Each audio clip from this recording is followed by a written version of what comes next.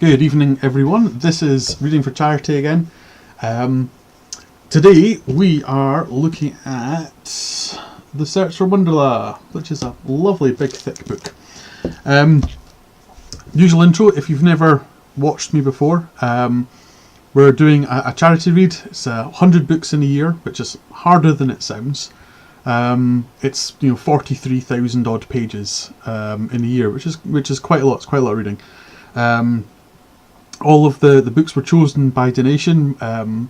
We are supporting the Archie Foundation, which is a brilliant charity. It works with sick kids in the northeast of Scotland, helping out children who have to be in hospital for whatever reason. It's a terrifying experience for an adult. It's a horrible experience for children, and they're doing their best to make their lives a bit easier, which can only be a good thing. So it's a fantastic charity to support, and I'm proud to support them.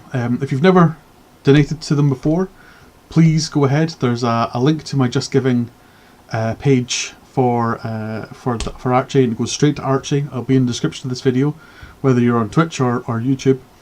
And there's a link to the Facebook page which talks about everything that we're doing for this as well. So yes, not as bad as I was last week. I'm over all my various ailments and sore throats, etc. So we're kind of back to the reading thing again. Search for WondLa, which is officially a young adult novel, but honestly, you can get away with this being just a regular adult fantasy novel. It's very, very, very good. I think the thing that tickled me most about this before I started was, I don't know if you can read the writing. I'll ruin the white balancing with this. This came from Montreal, the library in Montreal, which is given, and the inside is in Canadian dollars as well. So this one definitely came from the States through various means. I think I bought this on Abe Books, so I got shipped from the States for absolutely 0 pennies whatsoever, which is scary when you think about it. All the books getting shunted around the world. But yeah, this ended up in my hand for a few pennies from Montreal. I'm not sure if the library wants it back. I don't think so. I think it's definitely an ex-book. It's not got a sticker in it to say who's got it out. So ex-library book. They're fantastic. Yes, complete no total an aside. So Search for WondLa. Read this when I was on holiday. It's a really good book to read on holiday. I enjoyed this book immensely, to the extent where once I've finished all my reading, this is going to be another one where I go back and find the rest of the series. I think it was very enjoyable, very, very enjoyable. It actually put me in mind of a book I read a while ago. I'll put it on my shelf somewhere over there. Yes, Captain Bluebear, The Adventures of Captain Bluebear. Similar idea in that it's kind of written for kids, but it's clever enough that adults can enjoy it. And this is along similar lines. So The Search for WondLa is a young girl who's Eva 9, and you find out a little bits more in pieces as the story goes on, who's raised underground by her robot mother, Muthra, and things happen. That's the best way to put it. Things happen. So they get hunted down by a big nasty beastie who you can see on the cover on the right there. They escape from him, and the story continues. And there's a little bit of the Wonderland in there, in that she kind of brings together the Tin Man, who's obviously the mother, who's the Scarecrow. There's no real Toto in there though, sadly, unless I suppose the Water Bear might be Toto. And if so, yeah, interesting use of the dog. But after that, kind of, it doesn't really mirror the book. There's an awful lot of books that reference something quite heavily, such as Alice in Wonderland, and then mirror it almost identically, just with some superficial differences, and then claim the book is different. This definitely doesn't do that. There's no Mad Hatter's Tea Party. There's no Cheshire Cat analogue. There's no Mad Hatter analogue at all. So the Wonderland elements are muted in favour of, you know, the own world that I've never tried to pronounce his name, Tony Di Terlizzi, let's go for that, has produced.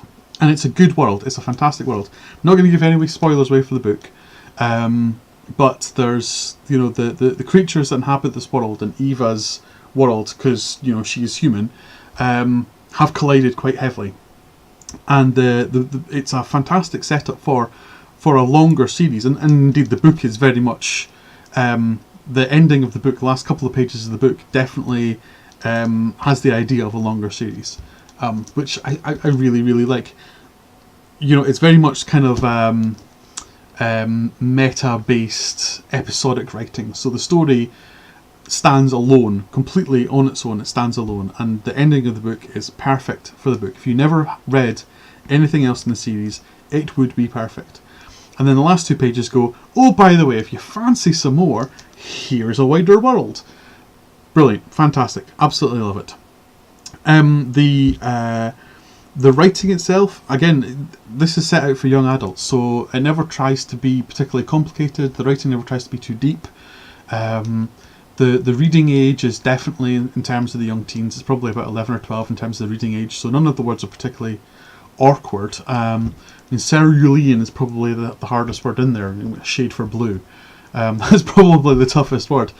Any of the words that are less familiar are kind of made up words or names, which is fine. So, you know, I'd be happy to even read this to my 4-year-old daughter. I think she would enjoy it. Apart from one scene, again, no spoilers. Apart from one scene, I think my 4-year-old would enjoy this. She would enjoy having this read to her, I suspect.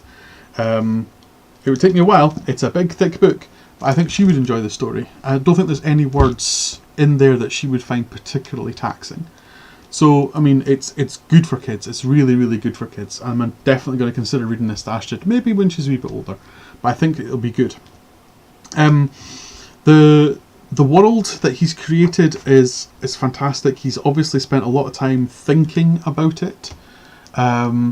There's a couple of quibbles I have with the world. I think some of the confusion that Eva and Mudra have could be solved, because, you know, part of the problem is when Eva gets out of her sanctuary, the world is nothing like how she was trained to handle it and how Mudra's databanks have the world. It's completely different.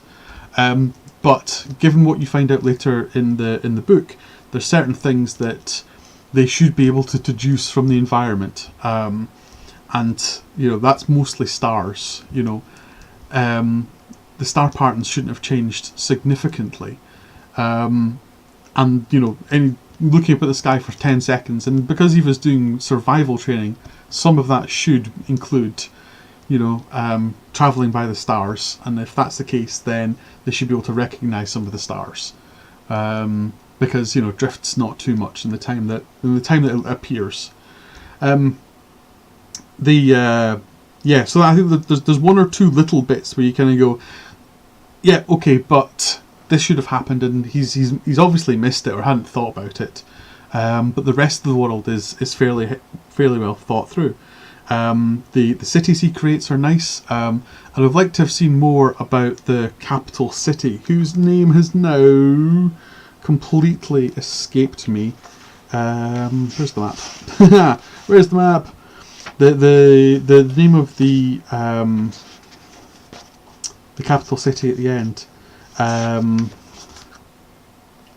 Solus, yes, that's the one.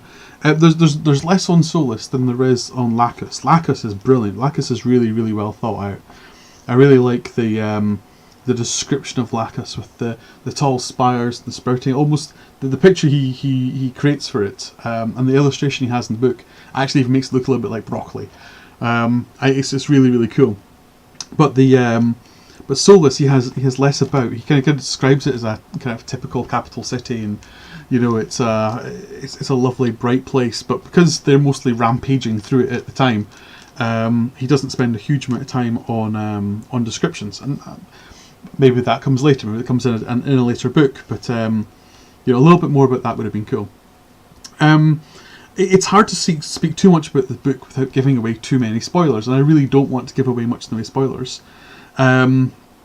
It's also not a book that we can examine too closely. Again, it's a young adult's book, so it's not a unbearable lightness of being, where I spend 20 minutes ranting about the book. It's not. It's a gentle novel for, it's a good introduction to kind of fantasy because it's got familiar elements and you're discovering the world along with Eva. It's written for young adults. I think even younger than that. I mean, I read Lord of the Rings, The Hobbit and Dune before I was 10 years old. So definitely, this book is gentle enough for pre-10-year-olds, definitely. Which is why I want to read this to my 4-year-old. If only she'd get over not wanting pictures and everything. It's a really, really good book. I'm not going to say too much else about it. I enjoyed this book heavily. So, on the should you read this book? Yes, you should totally read this book. Not even if you are a young adult, and I think very few of you watching this will be young adults, maybe slightly older adults. But this is well worth a read. It's a really, really good book. I really, really enjoyed it. In terms of how it stacks up against other typical kind of fantasy novels, this very much creeps towards sci-fi than fantasy, just because of the elements surrounding it. And that's fine. That's totally fine. You don't find too many young adult sci-fi. Or at least I've never found too much young adult sci-fi. So for to have something that's kind of very gentle introduction to it all, I think that's kind of good. It feels nice. And there's an awful lot of science that's so advanced it's effectively magic. So it's a really enjoyable novel. It was a great read. I'm definitely going to go hunt down the rest of the books. I've seen at least one other, which is I think the Battle for WondLa. I don't know if that's the next one or not. I'm going to have to keep this hanging around. So to remind me to try and find the other ones, but I'll try to go hunt them down charity book sites, today maybe. Haha. So yes, definitely read this book. It's a really, really good book. I highly recommend it. Maybe you'll get one from further afield than Montreal, but I doubt it. Yeah, it's a good book. It's a good book. Totally recommend that one. So next week, on Wednesday will be a prayer for Owen Meany. Chunk way through this book already. I need to get it finished. We'll talk about this one on Wednesday, assuming I get it finished in time. Again, it's another chunky book. They're all chunky books, and the problem with this one is it's a chunky book and it has small writing. The bane, the bane of any reader. Compared to the Search for WondLa, which has lovely big words. Nasty small words. Yeah, so this is taking me much longer, despite being of a similar length to the Search for WondLa. But that should hopefully be Wednesday. Yes. So, thank you very much for watching. I appreciate it. I know a couple of people are. I don't think many people are. This is mostly just proof and evidence that I am actually reading the books that people have donated for me to read. Which is fine. It's great. I'm not expecting to make anything out of this other than just be able to point at them and say, look, I read it, I reviewed it, it's great. But yeah, try and keep it spoiler free for anyone who's never read the books before. So thank you very much for watching. If you've never donated to Archie before, please go ahead and do so. The link will be in the description of these videos. It's a fantastic charity. I'm proud to support them. Raised over 750 quid for them already, including all the gift aid stuff. Would love to get over £1,000 by the end of this year. We'll see if it happens. If it does, fantastic. If it doesn't, we'll find some other way. But thank you very much for watching. I will speak to you all again on Wednesday. Good evening.